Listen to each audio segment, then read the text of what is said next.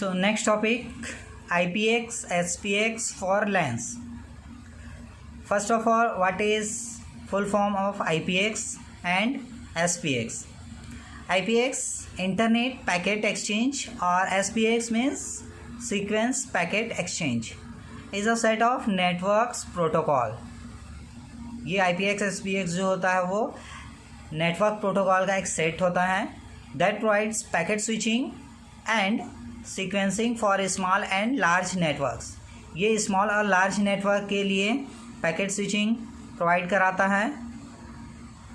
IPX works at layer 3 of the open system interconnection model and SPX works at layer 4. जो IPX रहता है वो layer 3 पर work करता है जो OSI मॉडल होता है, ओपन सिस्टम इंटरकनेक्शन, और SPX जो होता है वो वर्क करता है लेयर 4 पर. लेयर 3 मीन्स नेटवर्क लेयर और layer 4 means transport layer. Clear? IPX SPX was designed as a transmission control protocol and internet protocol TCP/IP.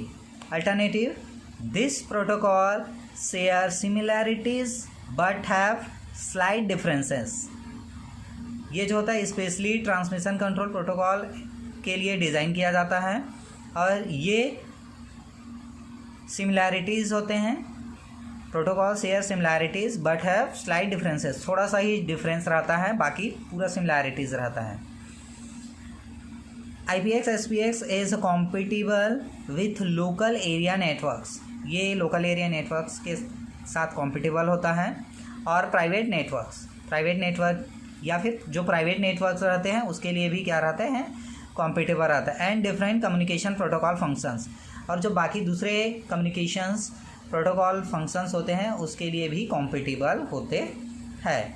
For example, the routing information protocol function is used to route server information which provides optimal data routing. Example में क्या है, routing information protocol RIP.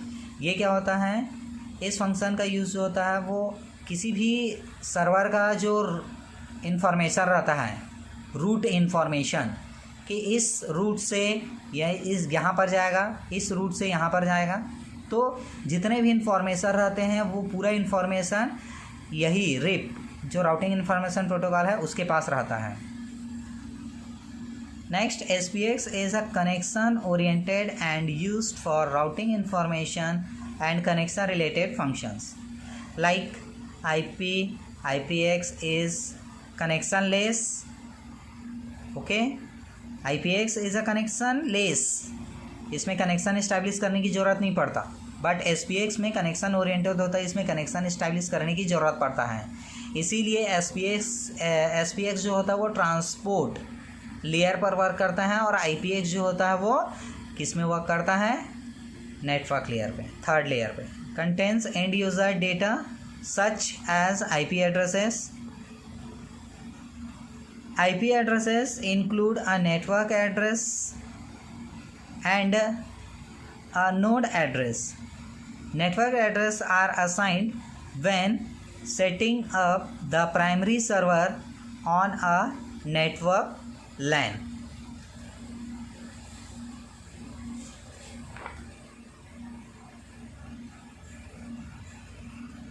The node address is the hardwired address on a network interface card. A complete IPX address is a 12 byte hexadecimal number. जो complete IPX address होता है वो 12 byte hexadecimal number होता है. That may look similar to the following, where the first part is the network address and second part is the hardware node address. So this is a IPX protocol.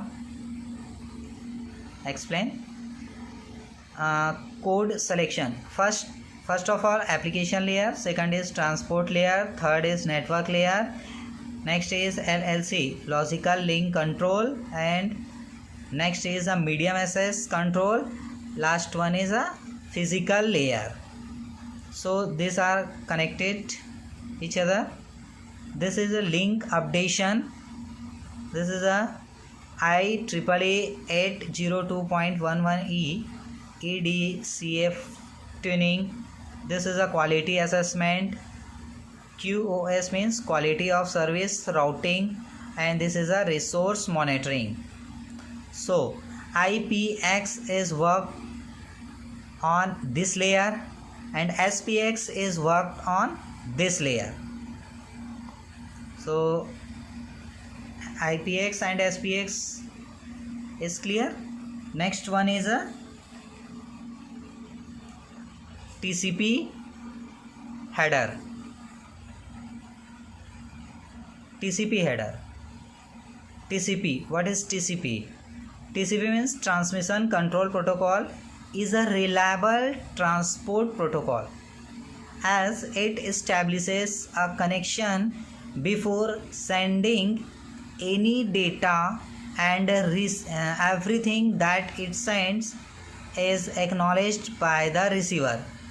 जो TCP होता है transmission control protocol, वो reliable होता है. Reliable means क्या होता है, जैसे कि आप कोई पैकेट ट्रांसफ़र किए, ठीक है, सोर्स से डेस्टिनेशन में, तो वो नेटवर्क से जब डेस्टिनेशन पे जाएगा तो उसकी पूरी गारंटी होता है. पैकेट लॉस होने की कोई भी गुंजाइश नहीं होता.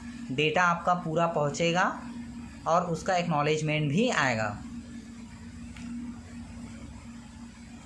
Next, TCP segment structure. TCP segment consists of data bytes to be sent and a header that is added to the data by TCP as shown. TCP segment जो होता है वो डेटा बाइट से बना होता है. To be sent and a header that is be added to the data. Data add करते हैं बाय द TCP शो. ठीक है, यहाँ पे हेडर रहता है जो 20 to 60 बाइट्स का रहता है. इसमें डेटा ऐड करके हम क्या करते हैं, भेजते हैं. Next one is a structure. यहाँ पे हेडर है, header 20 to 60 bytes. Data is also attached this header. Next one is a source port address. This is a 16 bits address. Destination port address, this is also 16-bit address. This is a sequence number. Sequence number is a 32 bits used. Acknowledgement number, इसके लिए हम 32 bit use करते हैं. HLAN जिसके लिए हम 4 bit use करते हैं. रिजल्ट रहता है 6 bit. URAG ACK PSH RST SYN FIN, इसका फुल फॉर्म हम नेक्स्ट देखेंगे नीचे में. ये अर्जेंट होता है, एक्नॉलेजमेंट होता है, पुश होता है, रीसेट होता है, सिंक्रोनाइजेशन होता है, फिनिश, फाइनल. ये हम नीचे देखेंगे इसके बारे में एक एक करके. विंडो साइज़ ये 16 बिट्स होते हैं. TCP हेडर के लिए विंडो साइज़ जो होता है फिक्स रहता है 16 बिट्स. चेक सम जो होता है वो 16 बिट रहता है. एरर करेक्शन वगैरह है या फिर कोई भी पैकेट्स में एरर है तो उसके लिए हम error sum check sum method use करते हैं, जिसके लिए 16 बिट यूज़ करते हैं. अर्जेंट पॉइंटर, ये अर्जेंट पॉइंटर जो होता है ये भी 16 बिट्स यूज़ करते हैं. और बाकी जो options and padding up to जो रहता है वो 40 बाइट्स होते हैं. This is a figure TCP header. ये हेडर है, header format. Header of a TCP segment can range from 20 byte to 60 bytes. जो हेडर TCP सेगमेंट में जो हेडर का रेंज जो रहता है वो 20 to 60 बाइट्स होता है. 40 बाइट्स आर फॉर ऑप्शंस. ये जो 40 बाइट्स जो रहते हैं वो ऑप्शंस रहते हैं. If there are no options, header is of 20 bytes, else it can be of almost 60 bytes.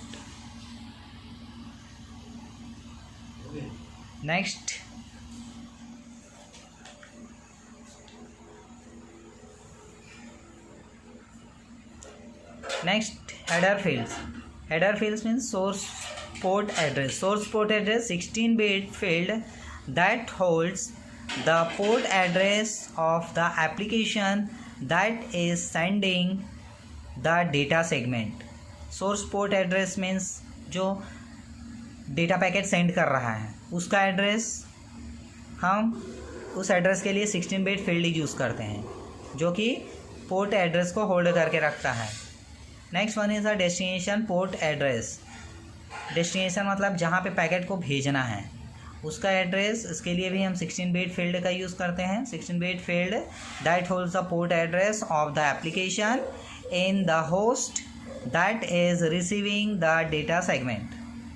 Next is sequence number. Sequence number means हम कोई पे पैकेट भेज रहे हैं, तो मान लो बहुत बड़ा डेटा या फाइल्स हैं तो हम उसको छोटा छोटा पैकेट्स बनाएंगे।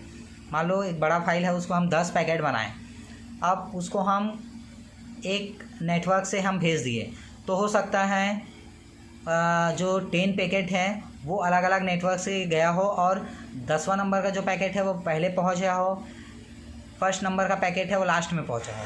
तो उसके अरेंज करने के लिए हमें सीक्वेंस नंबर की ज़रूरत पड़ेगा।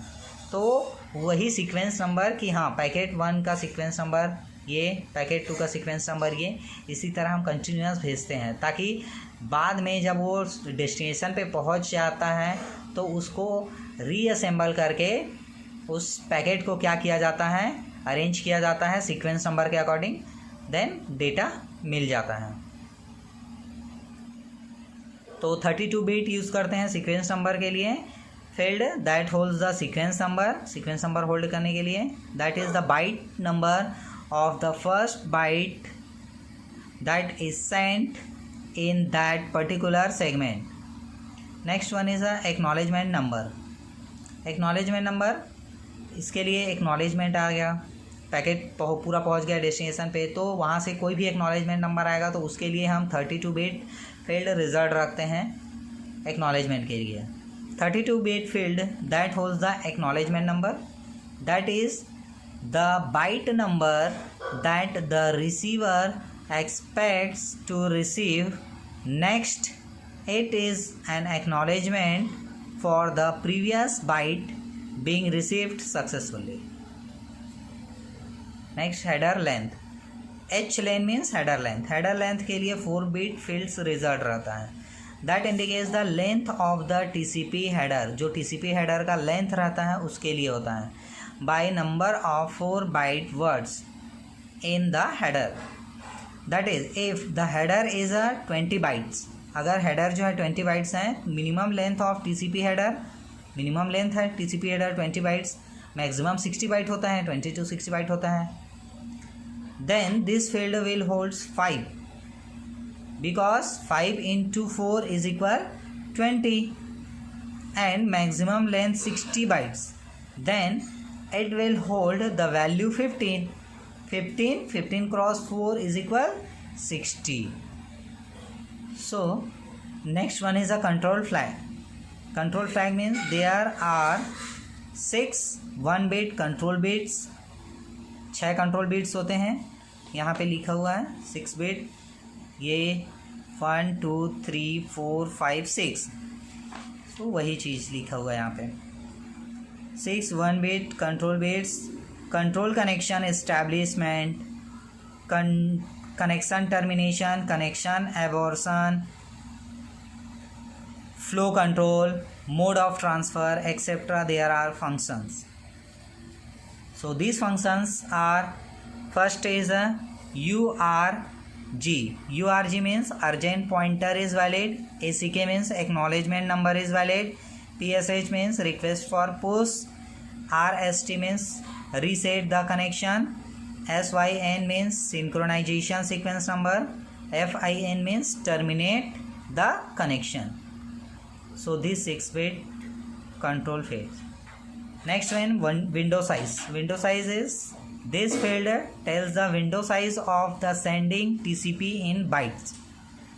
Next field is checksum. Checksum is, this field holds the checksum for error control.